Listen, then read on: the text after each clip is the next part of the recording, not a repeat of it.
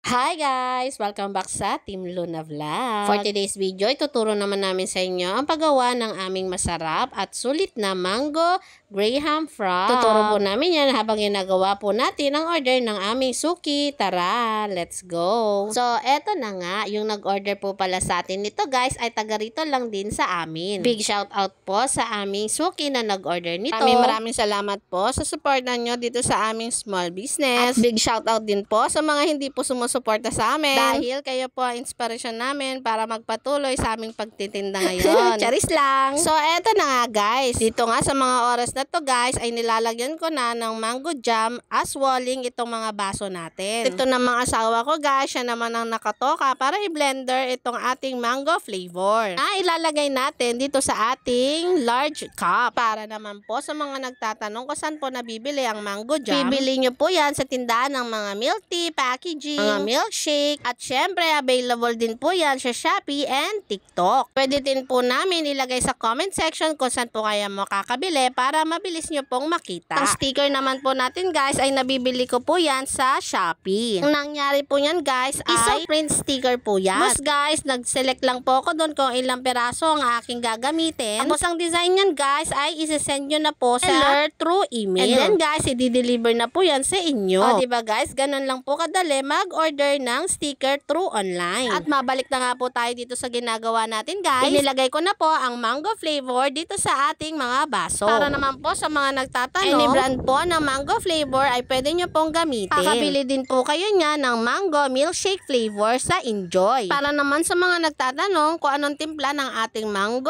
flavor, available na po yan sa ating FB page at ready to watch na po yan. Hanapin nyo na lang po. Siyempre, isi-share po namin sa inyo ang recipe niyan. Ito po ang recipe ng ating mango flavor. I-post nyo na lang po ang video at screenshot nyo na lang at po. Siyempre guys, dito na tayo sa exciting part ng ating paggawa ng mango graham frog. At pagkatapos nga po natin lagyan niya ng ating mango flavor, isusunod naman natin ang paglagay ng ating crushed grahams. Ay dahil mabibili lang po yan sa ating mga grocery na malapit sa ating lugar. At kung wala ka na mamahanap na pino na crushed grahams, ay dahil pwede ka bumili ng graham crackers. Tapos durugin mo na lang o pinuhin mo na lang. Discarte ba? O diba? Siyempre, ang isusunod natin ilalagay dyan ang ating whipped cream. Yes po guys, ini-scoop lang po namin ang aming whipped cream. Galing po yan sa freezer. Para sa mga nagtatanong, meron na po tayong video kung paano gumawa ng ating whipped cream. At kung gusto mo naman gumamit ng piping bag, ay pwedeng-pwede din naman po. Ang huli nating ilalagay ang